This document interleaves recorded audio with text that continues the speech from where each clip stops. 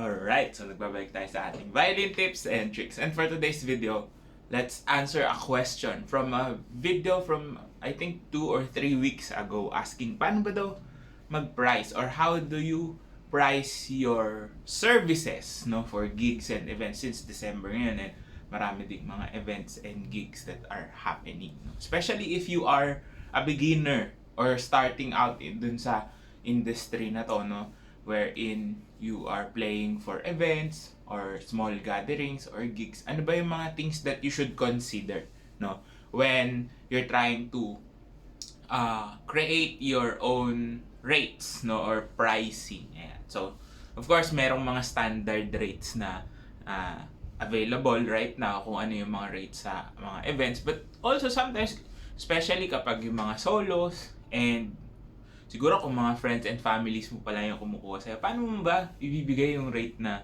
maganda para sa kanila? Okay? So, of course, when you're starting out, you have to also feel na worth it ba yung ibabayad sa akin when I will perform, So, are your skills good enough, to be able to play, Of course, that is very subjective. Depende na yun sa audience mo, sa market mo, sa mga taong manonood sa'yo.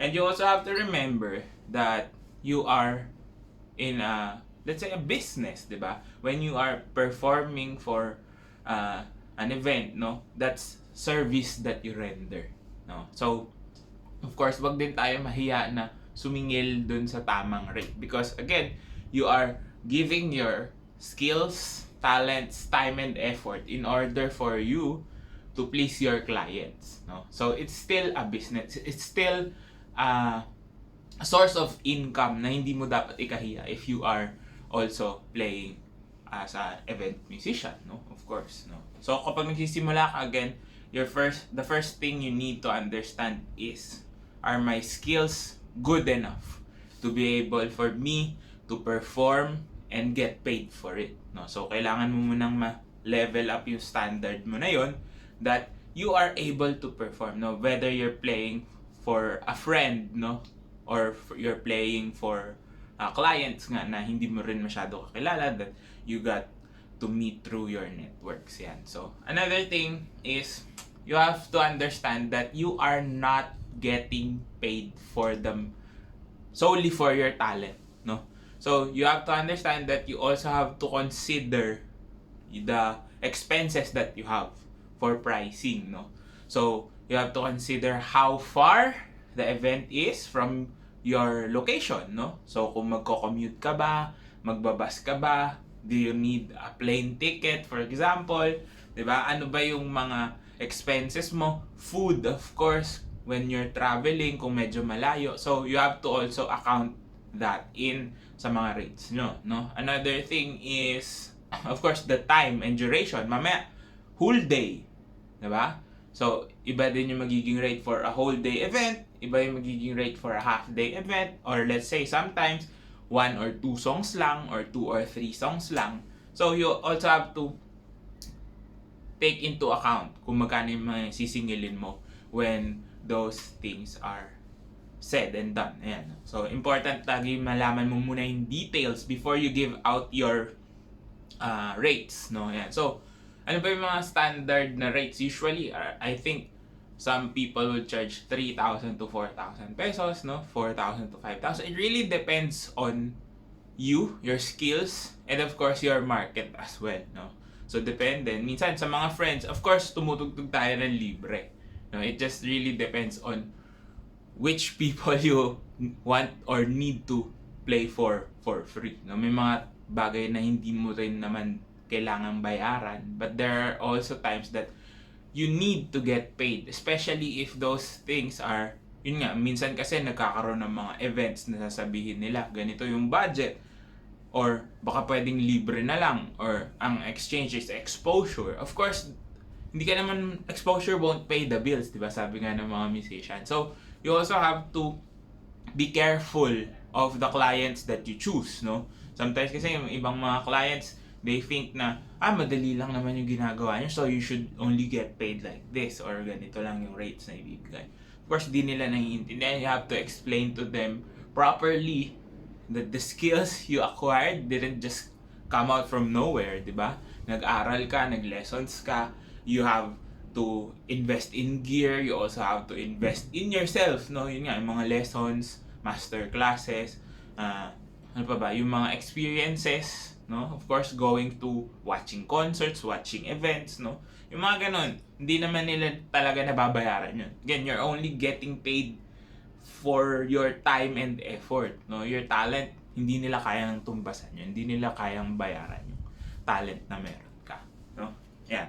And then, of course, there will be times na kailangan mo talagang humindi, no?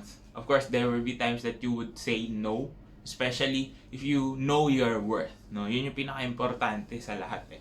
You understand how much that the money or the compensation you're getting is not just about you playing or your time, no? It's also about the things that you could be doing otherwise, no?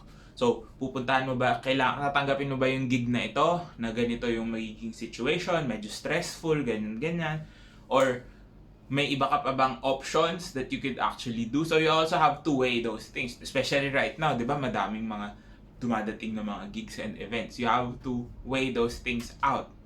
And you have to find out, ma-traffic ba sa location na to? Anong oras ka dapat aalis? So you have to account for a lot of things, no? Aside just from your playing. So bukod pa sa playing, hindi pa tayo dumadating sa playing.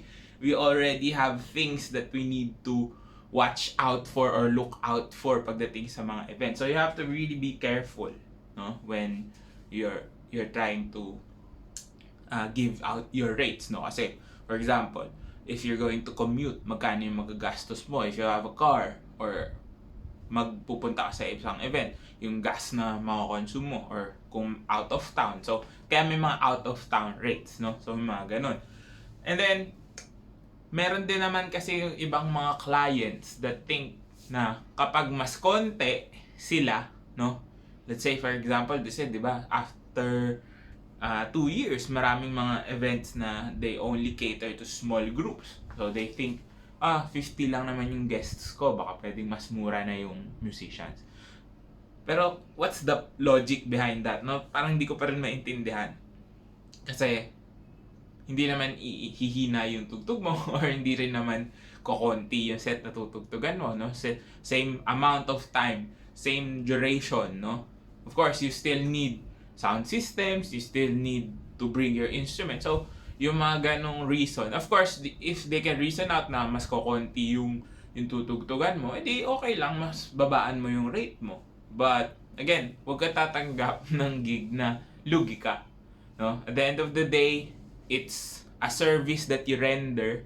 It's a business, no? Technically, no? The clients will pay you for what you give to them, and ang flip side naman nun is you have to give the clients the best experience from your music, no? Kung ano man yung service na i-render mo para sa kanila. You should always give your best effort, and of course, you have to come on time, make sure you are well prepared, no? Dala-dala mo lahat ng kailangan mo. Of course, yung clothing pa pala, no? Hindi din natin pag-usapan. Kailangan presentable ka when you go to your events, and yeah, you're overall well prepared. Yan. And then rates kasi, you could start low, especially kung nagsisimula ka pa lang, kung sa mga kaibigan mo pa lang, no? Sometimes you could also just start playing for free, and then think kung worth it ba? If ikaw mismo yung kukuha sa sarili mo, are you willing to shell out that amount of money, whatever amount that is, for you? And kung sa tingin mo, worth it yung mga playing mo, yung performances mo, the way you interact with your clients, edi yun yung gamitin mong basis for your rates. Ayan. So sana nakatulong tong video na to, especially for those people who are starting. You don't have to start na sobrang taas agad, no? You can start a very low rates, tapos dahan-dahan ka mag-progress, especially if you are starting out. Lalo na ngayon, maraming mga gigs na lumalabas. And last thing is, always find time to rest. Okay? Huwag mo abusuhin yung katawan mo for for the money, no? Kasi yung pera dadating at dadating yan when you're good enough, when people are happy with your service.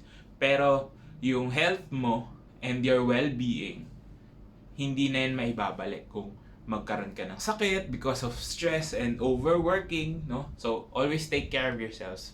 Find time to rest after your events or after your gigs, and make sure that you are healthy and safe. Ayan, sana nakatulong again tong video na to. If it did, please do drop a like, comment down below more content you'd like to see, and of course, subscribe to my YouTube channel.